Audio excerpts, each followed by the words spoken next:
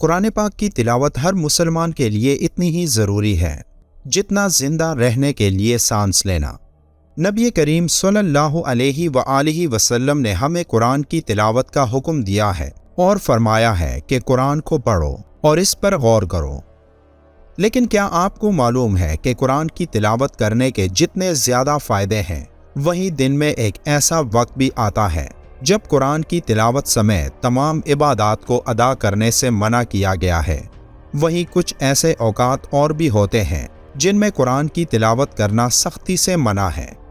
ان اوقات میں قرآن کی تلاوت کرنے سے منع کیوں کیا گیا ہے؟ یہ سوال ان سوالوں میں سے ایک ہے جن کا خیال تو سب کے ذہنوں میں آتا ہے، لیکن اس کی حقیقت معلوم نہیں ہوتی۔ یہ سوال تمام مسلمانوں کے ذہن میں بھی یقیناً آتا ہوگا کہ ان اوقات میں عبادت کیوں نہیں کی جاتی، یا ان اوقات میں عبادت کرنا کیوں منع ہے۔ لیکن اس بات کے پیچھے اصل حقیقت کیا ہے؟ آج کی ویڈیو میں ہم یہ جاننے کی کوشش کرتے ہیں۔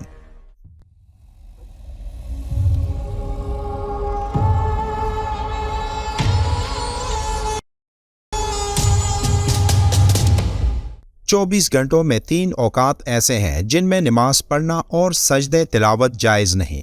ایک طلوع آفتاب یعنی سورج نکلنے کا وقت، دوسرا وقت استوا یعنی جب سورج بالکل درمیان میں ہوتا ہے، اور تیسرا غروب آفتاب جب سورج غروب ہوتا ہے۔ نماز اسلام کا ایک اہم ترین رکن ہے۔ اس کی اہمیت کا اندازہ اس بات سے لگایا جا سکتا ہے کہ قرآن پاک اور احادیث مبارکہ میں بار بار نماز قائم کرنے کی تائید کی گئی ہے۔ حدیث میں ہے کہ ایک شخص نبی کریم صلی اللہ علیہ وآلہ وسلم کی خدمت میں حاضر ہوا اور کہا کہ فلاں شخص راتوں کو نماز پڑھتا ہے مگر دن میں چوری کرتا ہے، تو آپ صلی اللہ علیہ وآلہ وسلم نے فرمایا کہ اس کی نماز عنقریب اسے برے کاموں سے روک دے گی۔ سورہ عنکبوت کی آیت نمبر 45 میں ارشاد ہے کہ بے شک نماز بے حیائی اور برے کاموں سے روکتی ہے۔ اس کے علاوہ سورہ مدثر میں ارشاد باری تعالی ہے، جنت والے جب جہنم والوں سے پوچھیں گے کہ کیا چیز انہیں دوزخ میں لے آئی، تو وہ کہیں گے کہ ہم نماز نہیں پڑھتے تھے۔ حدیث شریف میں آتا ہے کہ رسول اللہ صلی اللہ علیہ وآلہ وسلم نے 3 اوقات میں نماز پڑھنے سے منع فرمایا، ایک طلوع کے وقت، دوسرا زوال کے وقت اور غروب کے وقت۔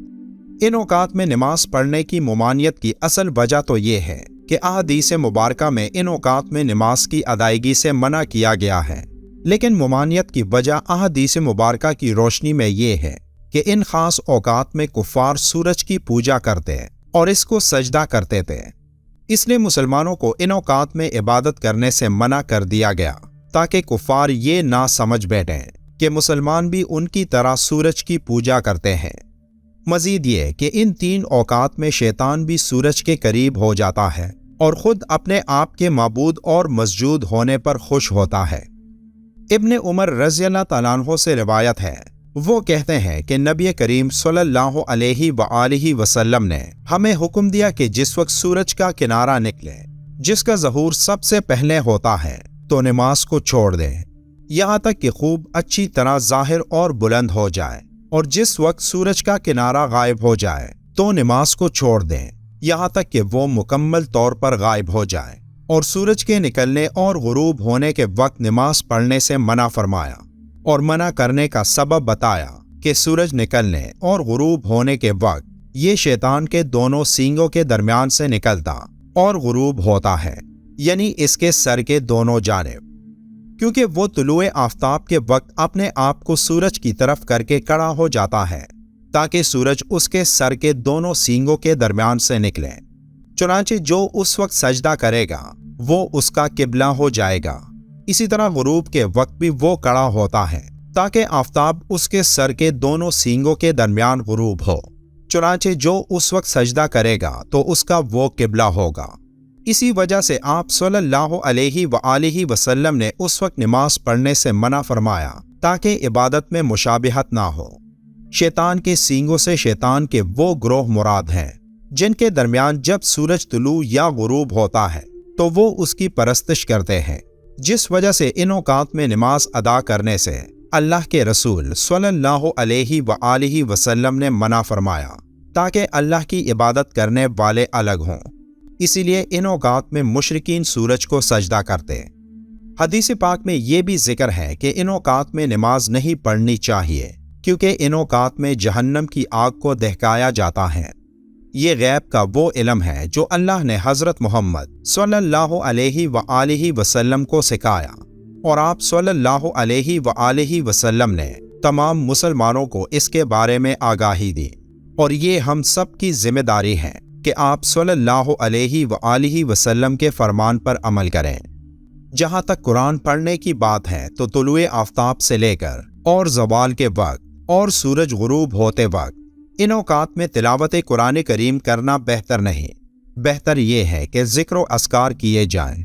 البتہ کسی نے ان اوقات میں تلاوت کر لی تو وہ گنہگار نہیں۔ بہار شریعت میں ہے کہ ان اوقات میں تلاوت قرآن مجید بہتر نہیں، بلکہ بہتر یہ ہے کہ ذکر اور درود شریف میں مشغول رہے۔ آپ کے لیے یہ جائز ہے کہ جب اور جس وقت چاہیں اور جس حالت میں بھی قرآن کریم یا اس کی کوئی سورت پڑھیں۔ صرف جنابت کی حالت میں پڑھنا جائز نہیں، بلکہ اس وقت قرآن مجید پڑھنا حرام ہے۔ حضرت علی رضی اللہ تعالیٰ عنہ بیان کرتے ہیں کہ نبی کریم صلی اللہ علیہ وآلہ وسلم ہمیں جنابت کے علاوہ ہر حالت میں قرآن مجید پڑھایا کرتے تھے۔